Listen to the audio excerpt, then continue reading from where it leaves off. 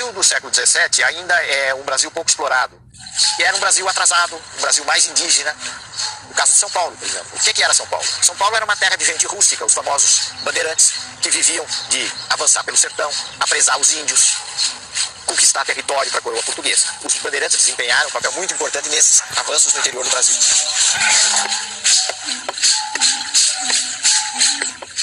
Do ponto de vista da formação desse povo brasileiro, entrou uma grande miscigenação, quer dizer, falando menos difícil, um grande cruzamento de raças. Branco, índio, negro.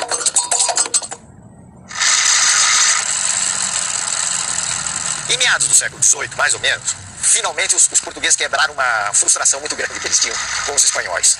Porque os espanhóis, nas conquistas deles na América, desde o México até o vice-reinado do Peru, tinham encontrado quantidades enormes de ouro e prata. E os portugueses andavam em busca dos metais preciosos e realmente não encontravam. Até que por obra da ação dos bandeirantes, essas entradas pelo interior, as minas de ouro foram descobertas. Na região que por causa disso veio a se chamar de Minas Gerais.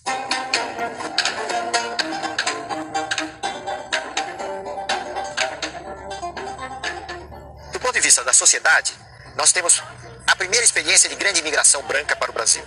Quer dizer, os portugueses não se interessaram pelo açúcar, muito menos por entrar pelo sertão adentro, né? Mas quando se soube que havia ouro no Brasil, metais preciosos no Brasil, diamantes no Brasil, houve uma imensa corrida em busca do ouro para o Brasil de imigrantes vindos de Portugal.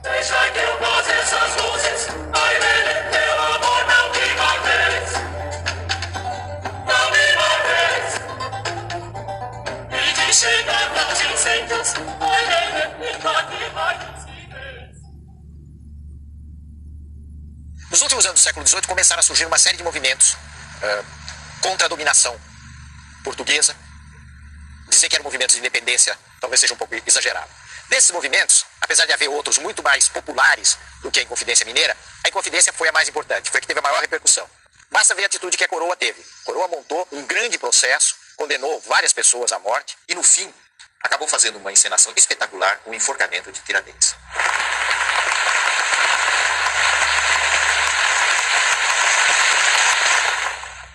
No final do século XVIII, nos últimos anos do século XVIII, o Brasil já tinha mudado bastante.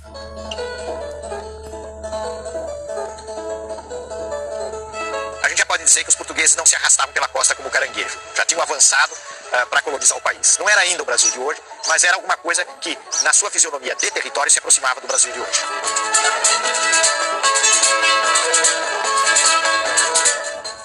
O sistema colonial, que sempre teve furos, no caso de um país pequeno como Portugal, aí ele começou a fazer água no começo do século XIX. Né? Ele começou realmente a afundar.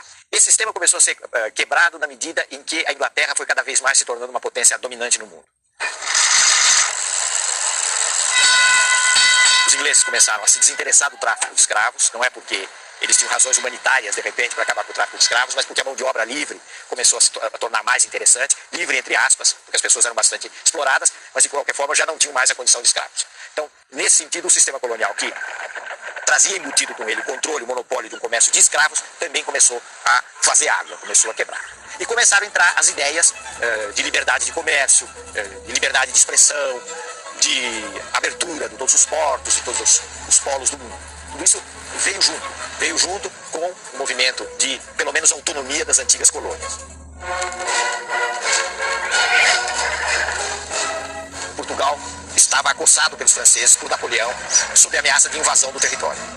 Então, Dom João vem para o Brasil com a corte portuguesa no começo do século XIX.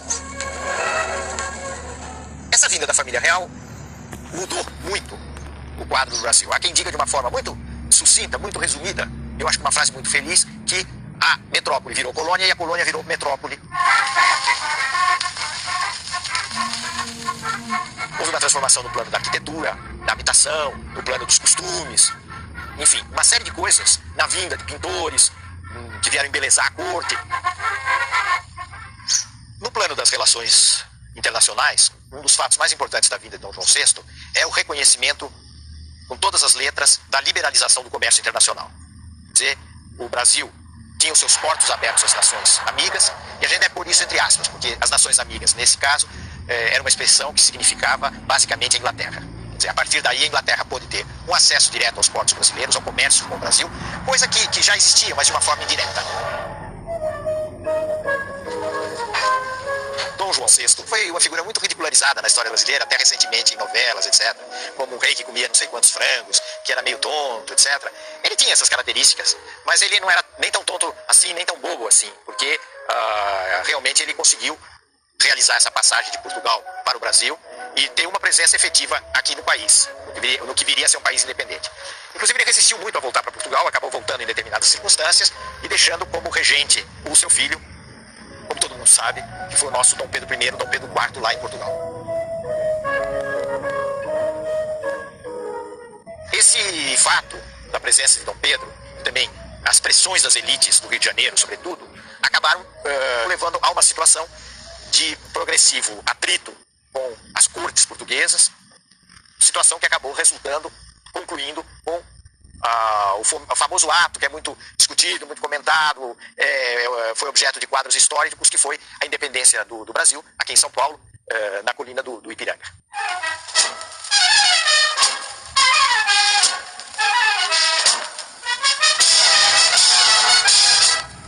No processo da independência brasileira, que afinal de contas acabou se realizando em 1822, existem duas linhas.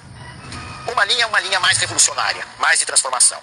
Existe uma outra linha, que é a linha bastante conservadora, que é a linha daqueles que querem fazer uma transição transada, quer dizer, uma transição sem muitos abalos. Essa linha é a linha das elites fluminenses. A transição foi feita por esses grupos e foi marcadamente uma transição conservadora, inclusive na forma de governo. Nós temos que lembrar que o Brasil se constituiu numa monarquia entre repúblicas. Todos os outros países da América Latina se tornaram repúblicas, mas no Brasil houve uma continuidade monárquica.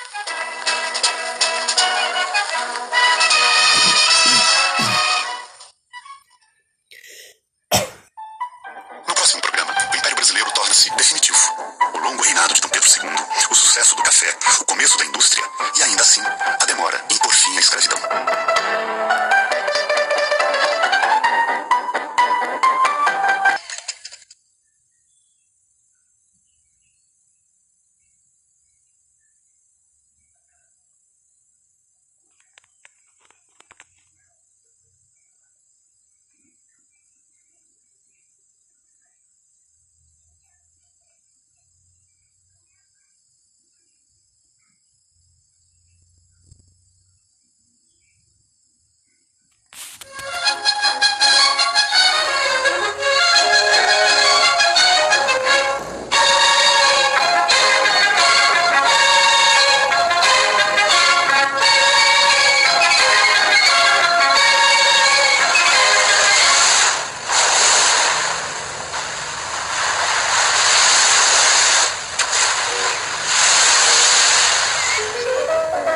Brasileiro, do ponto de vista político, se divide comumente em três fases. O primeiro período, que é o período chamado Primeiro Reinado, corresponde àquele que Dom Pedro I foi imperador, e foi até 1831. O segundo período é o período da regência, período esse que vai até 1840. O terceiro período é o chamado Segundo Reinado, é o período em que o Brasil é governado por Dom Pedro II. Esse período termina em 1889 com a proclamação da República.